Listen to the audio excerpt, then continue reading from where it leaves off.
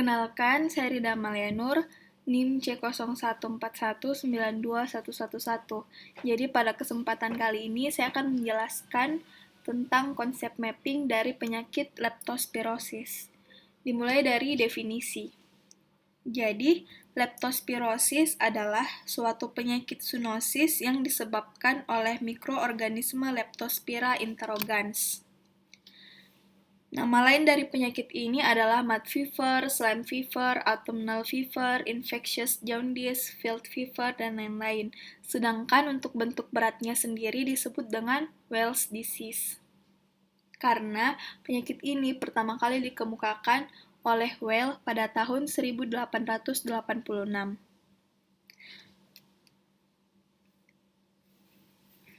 Sakitnya perutku.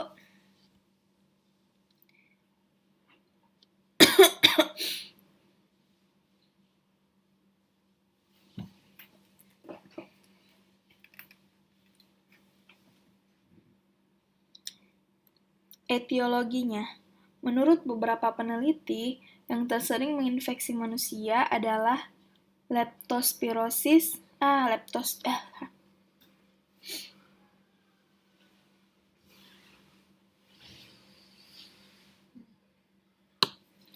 Oke. Etiologi. Leptospirosis disebabkan oleh genus Leptospira, famili Treponemataceae, suatu mikroorganisme Spiroseta. Ciri khas organisme ini yakni berbelit, tipis, fleksibel, panjangnya 5-15 mikrometer dengan spiral yang sangat halus. Salah satu ujung organisme ini sering membengkak membentuk suatu kait. Terdapat gerak rotasi aktif tetapi tidak ditemukan adanya flagela. Menurut beberapa peneliti, yang tersering menginfeksi manusia adalah Leptospira icterohemorrhagica dengan reservoir tikus, Leptospira canicola dengan reservoir anjing, dan Leptospira pomona dengan reservoir sapi dan babi. Epidemiologinya.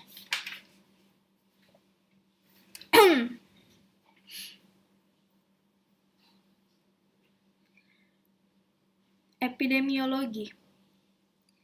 Leptospirosis tersebar di seluruh dunia, di semua benua kecuali benua Antartika, namun terbanyak didapati di daerah tropis.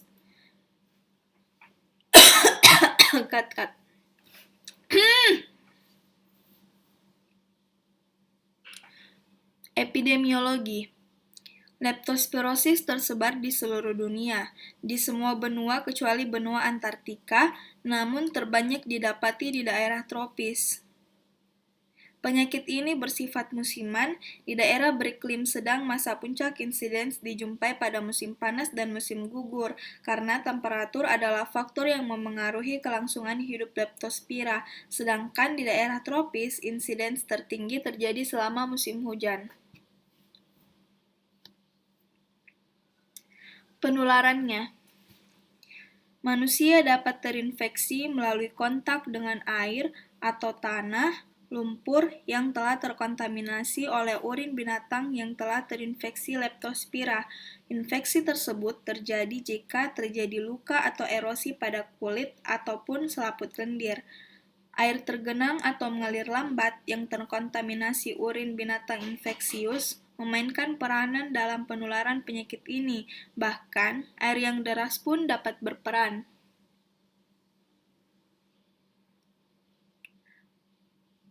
Patogenesisnya.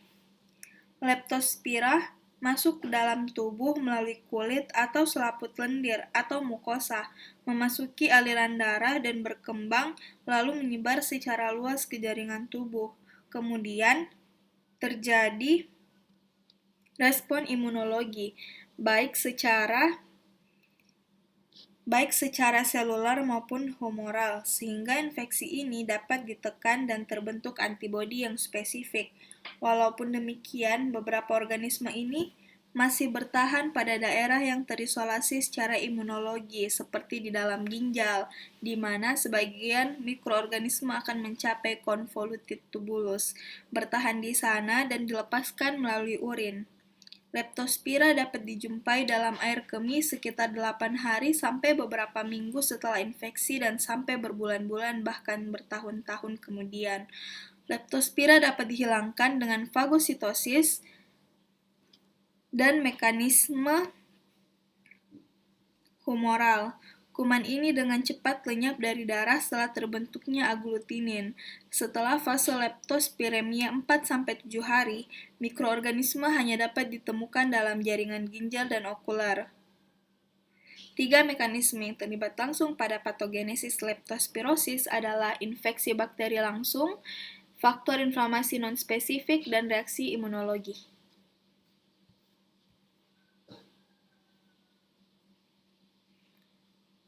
Kemudian untuk selanjutnya adalah gambaran klinis. Gambaran klinisnya bergantung sesuai dengan fase. Jadi yang pertama itu adalah masa inkubasi dimulai sejak bakterinya masuk dalam tubuh hingga muncul gejala. Rata-rata adalah 10 hari. Kemudian fase leptospiremia, terdapat gejala nyeri kepala frontal, mialgia terutama pada paha, betis, dan pinggang, demam tinggi, mual muntah, diare, penurunan kesadaran, konjungtiva suffosion, dan fotofobia. Rata-rata selama 4-7 hari. Kemudian interfase adalah fase di mana bebas demam dan gejala lain menghilang sebelum memasuki fase imun. Rata-rata 1-3 hari. Kemudian yang keempat adalah fase imun, di mana terjadi hiperpireksia, kelemahan umum, rasa sakit menyeluruh, perdarahan, dan tanda meningitis. Untuk diagnosisnya, jadi yang paling penting ditanyakan pada saat anamnesis adalah riwayat pekerjaan pasien. Kita harus menentukan apakah pasiennya ini termasuk dalam kelompok risiko tinggi atau tidak. Terus tanyakan gejala-gejala klinis patognomonis untuk leptospira. Kemudian yang kedua, darah rutinnya kita bisa mendapatkan leukositosis, gambaran neutrofilia, peningkatan laju endap darah, dan trombositopeni. Namun trombositopeni ini hanya didapatkan pada 50% penderita leptospira. Kemudian yang ketiga, urin.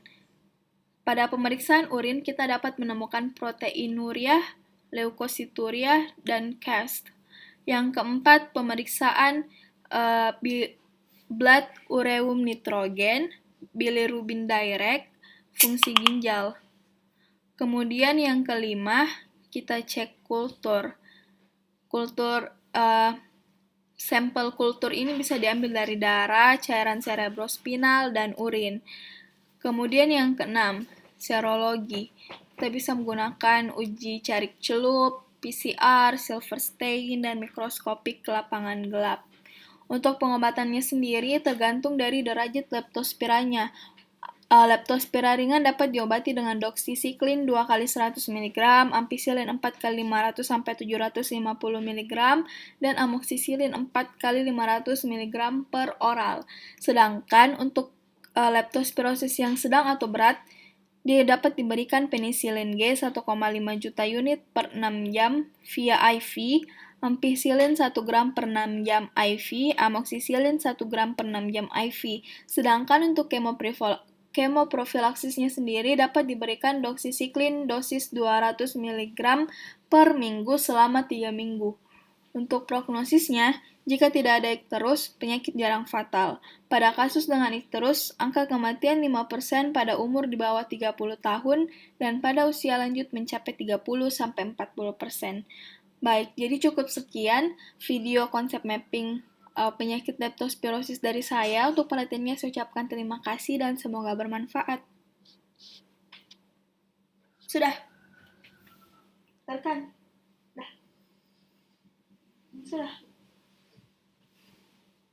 Sudah, Mak. Bagaimana saya stop?